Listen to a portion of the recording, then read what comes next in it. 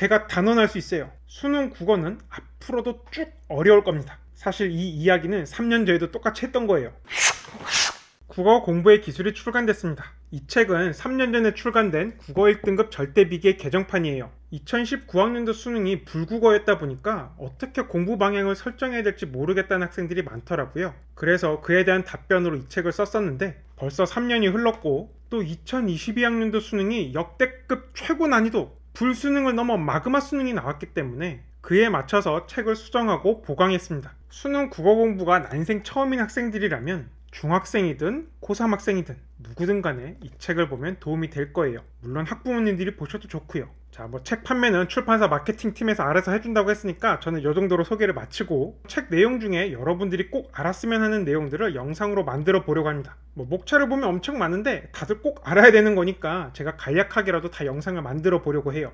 책 내용을 다 영상으로 만들면 출판사에서 싫어할 수도 있는데, 자, 수능 국어가 난생 처음인 너를 위한 국어 궁금증 탑5. 그 첫 번째 꼭지로 수능 국어 앞으로의 난이도를 예언한다면, 즉 여러분들이 칠 수능의 난이도가 어떨 것이냐, 제가 단언할 수 있어요. 수능 국어는 앞으로도 쭉 어려울 겁니다. 사실 이 이야기는 3년 전에도 똑같이 했던 거예요. 그리고 그때의 이유가 지금이랑 다르지가 않아요. 수능이 쉽게 나오면 중위권, 하위권 학생들의 변별력은 올라가겠지만 이 상위권, 극상위권 학생들의 변별은 불가능해져요. 전부 고득점에 오밀조밀 몰려 있을 테니까요. 반면에 수능이 어렵게 나오면 중위권, 하위권 학생들의 변별력은 떨어집니다. 전부 낮은 점수에 오밀조밀 몰려 있을 테니까요. 반면에 상위권, 극상위권 학생들의 변별은 쉬워지겠죠. 이 경우에 수능 출제 기간은 쉽게 내기보다는 어렵게 내는 게 좋아요. 그래야 욕을 덜 먹습니다. 아마 여러분들도 잘 알 거예요. 요즘 세상살이가 정말 만만치가 않습니다. 날이 갈수록 팍팍해지고 있어요. 그렇다 보니까 의치 한약수 혹은 의치 약한수, 이 메디컬 학과 인기가 계속 올라가고 있고 또 상위권 대학을 가려는 학생들의 수요도 계속 늘고 있습니다.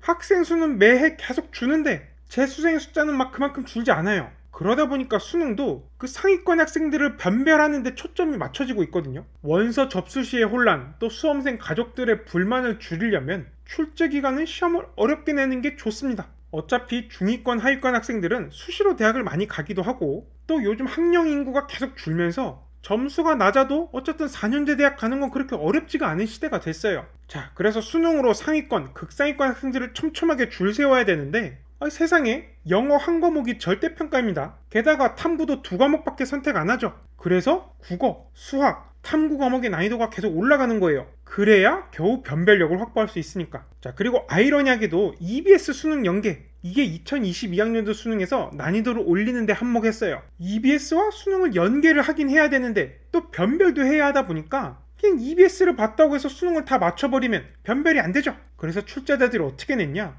너네 EBS 정도는 다 알고 있지? 그럼 이를 바탕으로 우리는 더 어려운 시험을 한번 내볼게. 이렇게 하면 연계했다라는 구색도 맞출 수가 있고 변별도 아주 쉬워지죠. 자, 근데 여기서 문제는 뭐였냐? EBS를 봤다고 해서 수능이 결코 쉬워지지 않았다는 거예요. 이에 대해서는 나중에 좀 자세히 이야기하겠습니다. 자, 물론 2022학년도 수능 출제위원장 인터뷰를 보면 이 마그마 국어를 만들려고 했던 의도는 없었던 것 같아요. 힘 조절을 잘못해서 생각보다 너무 어렵게 나왔던 게 문제였던 거죠. 근데 기본적으로 시험이 어렵게 나오는 기조가 유지될 수밖에 없기 때문에 출제자들이 신이 아닌 이상 또 힘 조절을 잘못할 수가 있거든요. 즉 앞으로 2022학년도 수능보다 더 어려운 시험이 나올 수가 있어요. 당장 3년 전만 해도 세상에 이것보다 더 어려운 시험이 나올 수 있을까 싶었는데 2022학년도 수능에서 그 기록을 깼잖아요. 네, 기록은 깨라고 존재하는 겁니다. 그래서 결론, 시험의 핵심이 변별, 그 중에서도 상위권, 극상위권의 변별에 초점이 맞춰지다 보니까 앞으로도 시험은 어렵게 나올 가능성이 무척 높습니다. 쉽게 나오면 이제 그거 사고인 거예요. 그렇다 보니 이 영상을 보시는 분들이 고3 학생이든 고1, 2 학생이든 혹은 중학교 1, 2학년 학생이든 간에 수능 대비해서 굉장히 빡세게 준비해야 됩니다. 어떻게 빡세게 준비해야 될지는 이제 앞으로 또 영상에서 풀어나갈 거고 기다리기 어려운 학생들은 이 책을 미리 사서 보는 것도 추천드려요. 제가 국어 공부의 기술로 재생 목록 만들어 둘 테니까 이 영상들 꼭 따라오면서 보세요.